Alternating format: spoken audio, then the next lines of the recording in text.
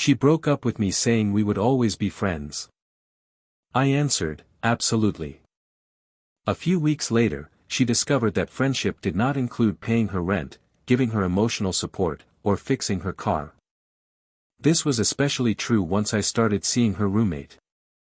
My 2-year relationship ended on a Tuesday evening. There was no screaming match or some dramatic fight full of tears. It was quiet and arrogant, and it ended with the most insulting thing you can say to someone. She said, "We will always be friends, though." My ex-girlfriend, Vanessa, had been acting distant for a few weeks. She considers herself an artist. Mostly, that means she works part-time at a coffee shop and spends the rest of her time talking about a book she is going to write one day. She looks down on guys like me who actually work for a living. I own a small shop where I restore classic cars. I work with my hands all day. To her and her stuck-up art school friends, that made me simple. I was reliable, sure, but simple. I was like a sturdy couch in the living room that you sit on but never really think about. That night, she sat me down on the sofa in our apartment. This was an apartment where I paid about 80% of the bills. She gave me the speech she had clearly been rehearsing. It was full of vague garbage about needing to feed her creative soul and how she felt trapped by our relationship. The hidden message was loud and clear. She felt that me, with my grease-stained hands and my logical brain, was not exciting enough for her big artistic destiny. I did not argue with her. I did not try to change her mind. I am a mechanic. When an engine is dead, you do not try to negotiate with it. You accept that it is broken, and you either rebuild it or you scrap it. This relationship was totaled. So, I just sat there and listened as she explained the terms of her leaving my life. Then came the final insult. She put her hand on my knee. Her face showed a perfect mix of pity and arrogance. She asked, "We will always be friends, though, right?" She said it like she was giving me some kind of great honor. She expected me to be thankful. She expected me to nod and be happy just to stay in her life as a helpful buddy. She wanted the dependable Mike, always there to fix her car or help pay the bills, but now she did not want the messy expectations of a real relationship. In that moment, a switch flipped inside my brain. Any hurt or disappointment I might have felt was instantly replaced by a cold, hard clarity. She was not breaking up with a partner. She was just moving an asset to a different category. I looked at her perfectly calm, fake face, and I gave her a slow smile. I said, "Absolutely." You could see the relief wash over her. She thought she had done it. She had her freedom, but she had managed to keep her safety net. She had no clue that my definition of friendship was about to become a very harsh and expensive lesson for her. She smiled for real now and said, "Oh, good. I am so glad you are being so mature about this." I stood up from the couch and said, "Of course. That is what friends are for. So, as your new friend, let me give you some friendly advice. You should start looking for a roommate to cover my share of the rent because I will be moving out this weekend. My friendship is free, but my money for the bills is not." The smile on her face did not just fade away, it shattered. She asked, "What? You are moving out? But you cannot do that. Where am I supposed to go?" I started walking toward the bedroom to begin packing. I said, "I am not sure." I told her, "But I am sure a resourceful artist like you will figure it out. Friends believe in each other, right?" Here is update number 1. The idea that I was actually packing up and leaving was something Vanessa's brain just could not process. For the next hour, she trailed me from room to room while I gathered my stuff. Her arguments went from confusion to panic and finally to straight-up rage. "You cannot just abandon me here," she yelled as I started pulling my clothes out of the closet we shared. "The lease is in both our names. You are legally responsible." I did not stop packing. "You are correct," I said. "We are both legally responsible. That is why I am going to keep paying my 50% of the rent until the end of this month. That gives you roughly 3.5 weeks to find a new roommate to take my spot. Or, we can break the lease together. That comes with a $2,000 penalty that we would split down the middle. I am fine with either choice. It is up to you. The mention of a $1,000 penalty, which was money she definitely did not have, made her face go pale. Her part-time job paid for what she called inspiration money. That was barely enough for her daily coffee and art supplies. I was the guy who paid for the actual cost of living. I cannot afford that, she cried. And I cannot find a roommate in 3 weeks. You have to stay, Mike. At least stay until the lease is up in 6 months. It is the decent thing to do. We are friends, remember? Friends do not force other friends to live in an awkward and emotionally charged environment, I said, stopping to look at her. That would be unhealthy. As your friend, I am giving you the space you need to find yourself. And I am taking my own space, too. That is the moment when our third roommate, Chloe, came home. Chloe was a veterinary technician who rented the small second bedroom in the apartment. She was quiet, worked crazy hours, and generally tried to stay as far away from Vanessa's constant low-level drama as possible. She walked in, took one look at my open suitcase and Vanessa's crying face, and just sighed. Do not tell me, she said, sounding tired. Did her car break down again? It is worse.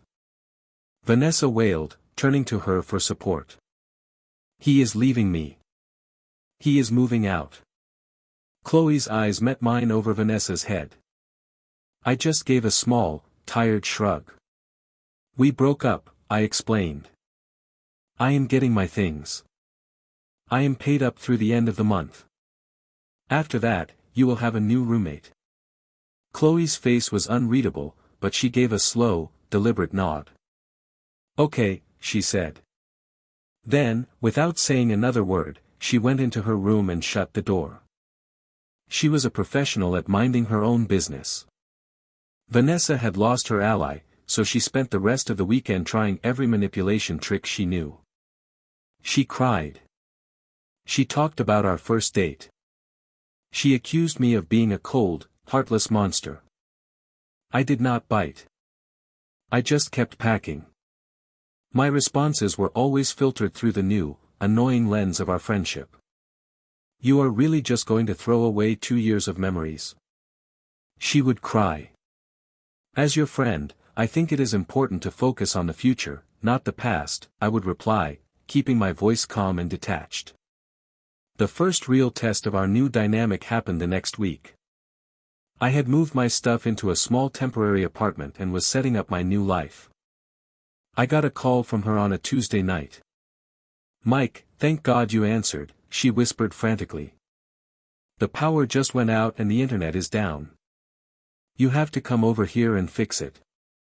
Did you check the breaker box? I asked. The what? She asked. I do not know anything about that. You always just handled it. I explained patiently, the breaker panel is in the utility closet in the hallway. It is probably just a switch that tripped. You just need to find the one that is out of line with the others and flip it back over. She replied, I am not doing that. It is dark and I am scared. What if I get electrocuted? You need to come over, please, Mike. Do it as my friend. There it was.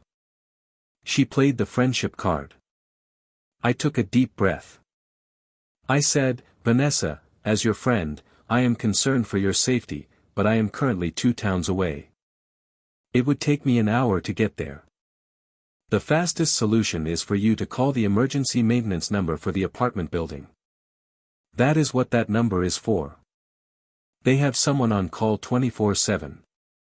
Their number is right on the refrigerator. There was a moment of stunned silence on the other end of the line. She was so used to me being her personal on-call handyman that the idea of using a normal, conventional solution had never even occurred to her. She asked in a small voice, but they will charge for that, will they not? I said, they might. But as your friend, I think your safety and comfort are worth the cost, do you not agree? You have got this. Let me know how it goes. I hung up the phone before she could argue with me. The calls and text messages continued, of course. A few days later, it was about her car making a weird noise. I advised her to take it to a reputable mechanic. When she complained about the cost, speaking as a friend, advised her to start a savings account for car repairs. Each problem she encountered, a problem I would have once solved without a second thought, was now met with a wall of calm, friendly, and utterly useless advice. I was her friend, and I was teaching her that friends do not solve your problems for you. They just pat you on the back and wish you luck. Here is update number 2. The slow-motion collapse of Vanessa's life continued for the next month, and I had a front-row seat thanks to my unlikely new friendship with Chloe. After I moved out, Chloe and I started texting. It began as a sort of battlefield intelligence exchange. She would give me a heads-up when Vanessa was having a particularly spectacular meltdown, and I would offer my sympathies. I learned that Vanessa's search for a roommate was a total disaster. She was not looking for someone to split the rent. She was looking for a replacement for me. The advertisement she posted was a laundry list of demands. The new roommate had to be clean, quiet, financially stable, and willing to help out with household tasks. She was essentially trying to hire a new live-in boyfriend who would also pay her bills. Unsurprisingly, she had no takers. One evening, Chloe texted me, sounding more stressed than usual. Her dog, a scruffy little terrier mix named Scout, was sick. He was lethargic and would not eat, and she was starting to panic. The emergency vet clinic was on the other side of town, and she was afraid to take him on the bus. She texted. Vanessa is out with some new guy she met at a poetry reading. I do not know who else to call. I replied, I did not even think about it. I am on my way. I drove her and Scout to the clinic. We spent the next 4 hours in the waiting room talking about everything and nothing. She told me about the crushing pressure of law school, and I told her about the satisfaction of bringing a classic car back to life with my own hands. We learned that we had the same sarcastic sense of humor and the same no-nonsense approach to life. By the time the vet came out and told us Scout was going to be fine, he had just eaten a sock, something had shifted between us. I started finding more excuses to see her. I offered to help her with her own car, a beat-up old sedan that was in even worse shape than Vanessa's vehicle. I spent a Saturday afternoon under her hood, changing her oil and replacing her spark plugs. I did not ask for a dime. I did it because I wanted to, and because I liked her. We started dating quietly at first. It was easy. It was fun. There was no drama and no manipulation. It was just two people who genuinely enjoyed each other's company. We kept it to ourselves. We knew that if Vanessa found out, it would trigger a Category 5 hurricane of drama. The inevitable confrontation came about 2 months after my breakup with Vanessa. She had finally, miraculously, found a new roommate. He was a young graduate student who was clearly just desperate for a place to live. I had to go to the apartment to sign the papers to get my name off the lease. Chloe had just finished her last final exam of the semester, so I told her I would take her out to celebrate afterward. She decided to just come with me to the apartment so we could leave from there. The scene in the living room was tense. The building manager was there along with the new roommate, who already looked like he was regretting his decision. Vanessa was being fake cheerful, talking loudly about her new chapter and how everything happens for a reason. As I was signing the final document, releasing me from all future responsibility for the apartment, Chloe, who was standing beside me, reached out and squeezed my hand. It was a small gesture of support, but to Vanessa, it was a declaration of war. Her eyes, which had been darting around the room with a manic false energy, landed on our hands. The fake smile on her face froze, and then it cracked. It was like watching a dam break in slow motion. The color drained from her face, and her eyes filled with a look of such deep, venomous betrayal that it actually took me by surprise. She had lost her boyfriend, her financial provider, her handyman, and her emotional punching bag. And now, she was watching him be replaced in her own living room by the quiet roommate she had never even bothered to get to know. She did not scream. She did not cry. She just stared at our hands. In that moment, I think she finally understood the full, devastating cost of her friendship. Here is the final update. It has been a little over a year since I walked out of that apartment for the last time. My life and Vanessa's life have continued on the different paths she was so eager to explore. After the lease signing incident, Vanessa's world completely fell apart. Her new roommate, the graduate student, lasted exactly 6 weeks. He moved out in the middle of the night, leaving a note that said he would rather live in his car than spend another day in that apartment. Unable to cover the rent on her own, Vanessa was evicted. The last thing Chloe heard was that she had been forced to move back in with her parents in a small town 3 hours away. Her grand artistic life in the city was over. Her journey of self-discovery had led her right back to her childhood bedroom. Her attempts to launch a smear campaign against me and Chloe failed miserably. She had pushed away too many people. Everyone knew she had been the one to end our relationship. Her story of being the betrayed, heartbroken victim had no audience. As for me, my life has never been better. Chloe and I are now living together in a small house I bought on the other side of town. It is a place with a big yard for Scout and a 2-car garage for my projects. She passed the bar exam and is now working as a junior associate at a downtown law firm. We are a team, a true partnership. We split the bills, we share the chores, and we support each other's ambitions without a hint of resentment or competition. It is the easiest, most natural relationship I have ever been in. My revenge was never a big, dramatic plan. It was just a quiet, consistent refusal to play her game. She wanted to be friends. Fine. I was the best friend she could have. I offered her endless advice and zero actual help.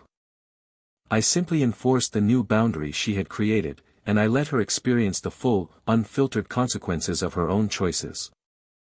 I stepped out of the role of her provider, and her life, which had been built entirely on that foundation, collapsed. Then I built a better life with a better woman right under her nose. And that, it turns out, is the most satisfying kind of friendship there is.